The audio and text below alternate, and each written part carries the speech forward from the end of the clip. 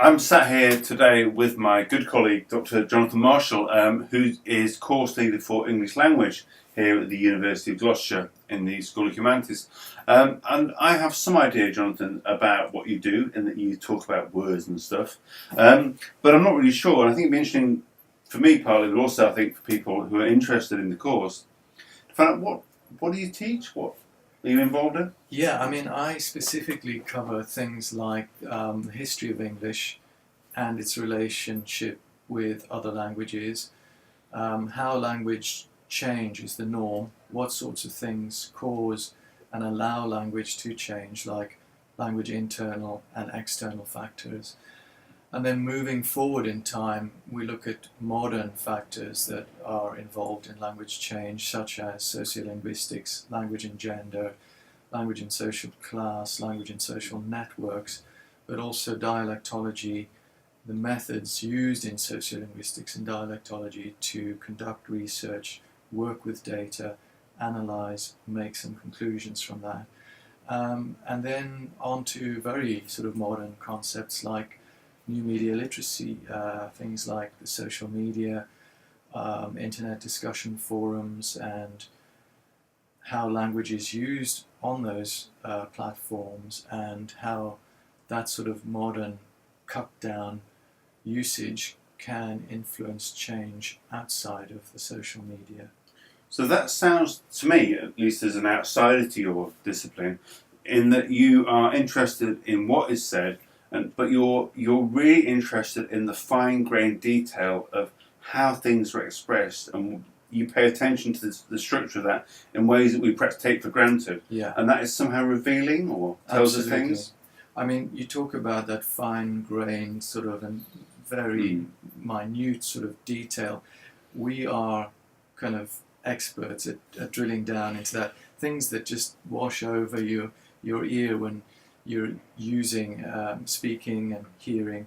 So I might have changed the way that I speak over the last decade, and partly because of living in a nice posh town like Cheltenham, partly as a result of mixing with esteemed scholars like yourself, partly as a result of the fact that I live in a country where new media and social media. So the fact that I speak now a certain way, if I listened to a recording of myself teaching 10 years ago, there'd probably be ways that I didn't even notice that I was different. If you looked at the recordings, you would kind of be able to point to a whole host of changes going on and what they signified and how they might have occurred. Definitely. That if we had that sort of data, like older recordings of you and more modern ones, that can be arranged. Yeah, it's invaluable because we call that sort of thing real-time study, where I think Norway is one of the few countries where there's a team of linguists that's been going on a long-term real-time language change study, so long that some of them have passed away. Others have come up through school, got their PhDs, and the project's ongoing. Most of us rely on a little bit of a workaround, which is called apparent time data, where we go out, do our field work, and we record various generations of people speaking from a location. And we assume that differences between the over 70s, the middle-aged ones, the adolescents and pre-adolescents, indicate a change in real time. It's a little bit of a methodological leap, because people could change the way they speak over time without that happening in real time. So it makes the assumption that apparent time studies reflect real-time change, which isn't quite as good as the real thing. So students would arrive here having perhaps done some study at A-level and have some of the theoretical concepts a bit, but when they're here working with yourselves and the rest of the team, they would just study the theory and the ideas, but it sounds like you're quite interested in students doing quite a lot of hands-on work with data. Absolutely, yeah. I mean, one of the things we give them right from the start in year one is a toolkit that helps them understand the articulators, how we sort of compress air with the diaphragm and force air out of the lungs, how we tune it going through the articulators, etc. So that once they understand that sort of thing, as well as a much bigger toolkit, but once they understand how the articulators work, they can then apply that to seeing how language change can be driven by economy of movement with the articulators. I mean, take the word Christmas there's a T in the middle there that we no longer pronounce. I don't think anyone says Christmas. It's just too hard. There's 3 consonants in a row. There's no relief of having a vowel to break them up. And so once you understand that the S and the T are both articulated on what we call the alveolar ridge, is behind your top teeth, that sort of thing allows the student to make a much more powerful analysis of any data. And as you say, we've got audio recorders, video recorders that they can take out on campus or take home during the holidays, do their own fieldwork, interview people, come back, we'll work with them and help them make a sophisticated And you've talked quite a bit about the kind of physiological aspect of speech, and also yourself, and I know very strongly some of your colleagues are interested in very broad sociological factors that drive language change and the politics of language change and the English and its kind of dissent from conventional uses of language and the attempt to impose. There's really a kind of micro study of how I make a particular noise. It's a really big macro study of why peoples speak certain ways. So there's quite a lot of kind of variation, of course, and students can negotiate a path through that. Absolutely. I mean, after the first year, there's some choice of which modules the student wants to take. What I haven't mentioned yet is what my colleague Aaron Stibbe does, is discourse analysis, which is a really interesting area that spans language and linguistics, psychology, sociology, and a few others besides, and looks at sort of what's said on the surface, but what's also implied underneath.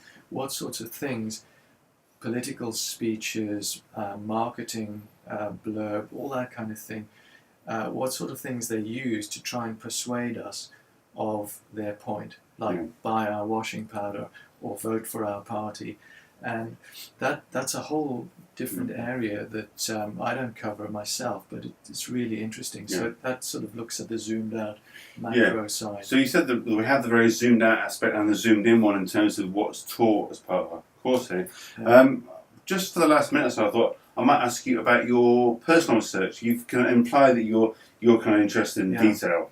And you're kind of detail, and I've kind of noticed that over the last few years. You like details. So how does that manifest itself in your research? I mean, I became very interested in a rural variety of Scots called the Doric, and that's where I did my research for my PhD. Spoken Scotland still? It is in northeast Scotland, in sort of Aberdeenshire mainly, and up to Huntly on the northeast coast and beyond. Not only for the purpose of recording, understanding, and capturing for posterity that particular variety, which is very conservative. It retains much older features of English that have since vanished in all other varieties, but also to try and understand how it is that those people retain those older features, but also now that change is sweeping through that community, what sorts of people are embracing the change, allowing the change to happen more quickly, and are there any others who are kind of resisting more? Is it down to age, sex, or other sociological background features? So the fieldwork posed a sets of questions about various things, including who you interact with on a daily basis, what sort of attitudes you've got, etc. And then used advanced statistical modeling to try to look for correlations between those sets of answers and their actual recordings. And those retained features. And you had some findings?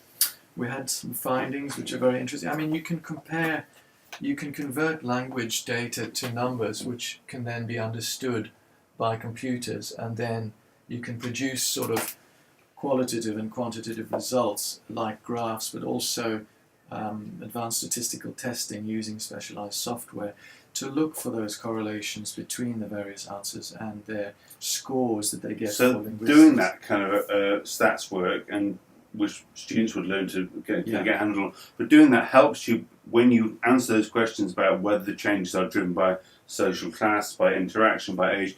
It not only gives you a sense of it from your interviews and qualitative research, it actually gives you some real hard evidence to say, this is why we believe this, and it gives you a level of detail about what drove change. You couldn't do without that kind of modelling. You can, statisticians talk about eyeballing the data, so you look at a graph or a table and you get an impression, but you can't make stronger claims without running the statistical test. And even after we've got the statistical results, we still view those results with caution. I mean, correlation doesn't automatically imply causation. We will consider that there's some causation and look deeper and look at other factors. On occasion, the data will throw up surprises. Yes. You might look at a community and say, "Oh, it's obvious that social change there is going to be the young people will be using new words, and the old people." Absolutely. But that isn't always.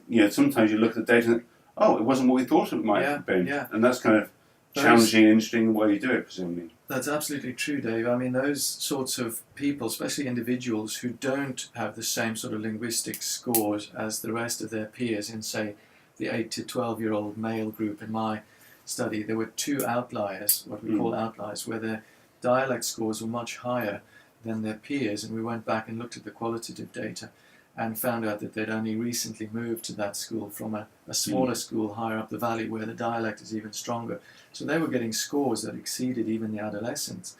But you can look at that once you pull out the information on those outliers. So it gives you a lot of kind of skill in handling that data. Well, thank you. It's really insight into some of your work and a little insight into why it's so interesting. But also I think the kind of area that studying English language can take students towards. Yeah. So thank you. Thanks very much.